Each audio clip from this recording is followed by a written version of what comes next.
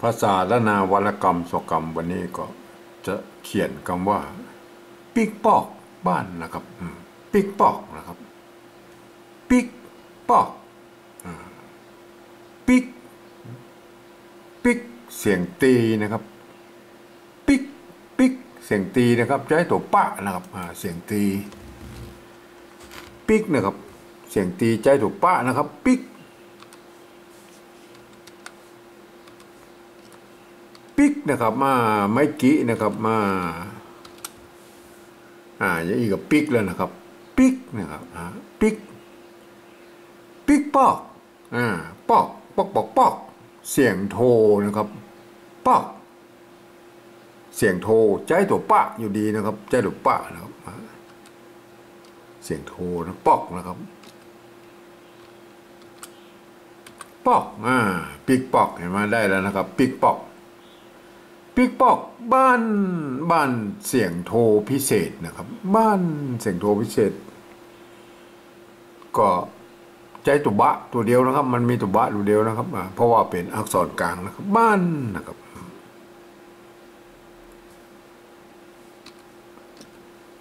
ไม่กาหน่อย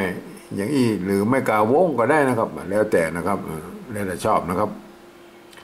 แต่ไม่กาวงเนี่ยมันจะงามหน่อยอีนะครับปิ๊กปอกบ้านได้นะครับปิ๊กปอกบ้านทีนี้เอามาเขียนเป็นภาษาปริวัติแบบที่2ก่อนนะครับก็คือการที่ยืมเอาอักษรไทยนะครับมาปรับเทียบเมื่อเป็นอักษรล้านนาประกอบคำขึ้นมากับแบบภาษาไทยผสมผสานกันตัวนะครับเพราะว่าบางครั้งสระมันบะตรงบะตัดกันมันก็จะต้องบูรณะคำศัพท์ได้นะครับปิ๊กนะครับยืมตัว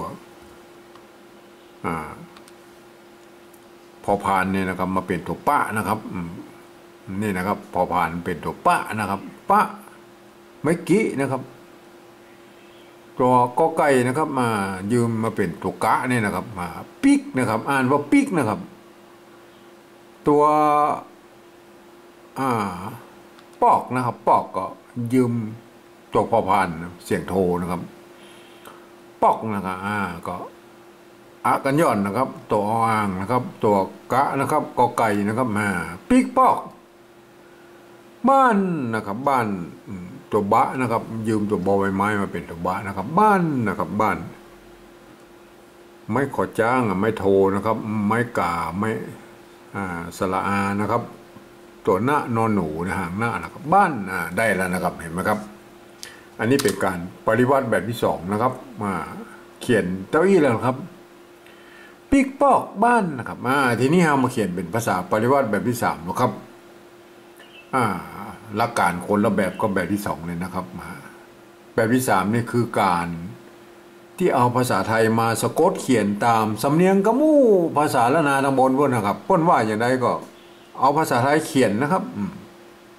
มันเหมือนกับแบบที่2ปิ๊กปอกปิ๊กได้ยินเสียงปิ๊กมันต้องใจปอปาเขียนนะครับมันต้องใจปอปาเขียนนะครับปิ๊ก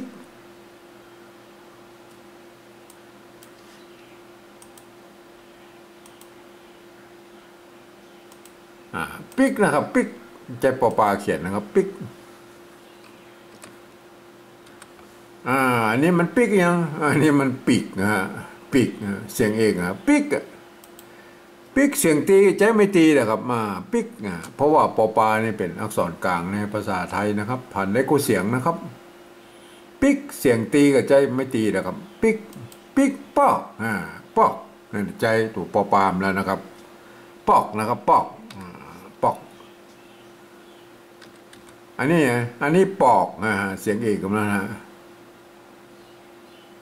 เห็นไหมปอกเสียงเอกปอกเสียงโทนะครับไม่โทนะครับไม่โทปอกปอกปิ๊กปอกปิ๊กปอกบ้านเห็นไหมครับบ้านเสียงโทพิเศษนะครับภาษาไทยเขียนว่าอะไร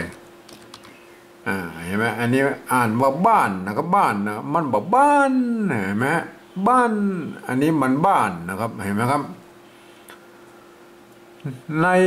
ภาษาละนานั่นตัวบะนะครับอันนี้แบบที่2เนี่ยบะนะครับ อ่านแบบภาษาละนานะครับ อ่านว่าบ้านนะครับอันรูปนี้เราอ่านแบบภาษาไทยอ่านว่าบ้านนะครับ เห็นไหมครับ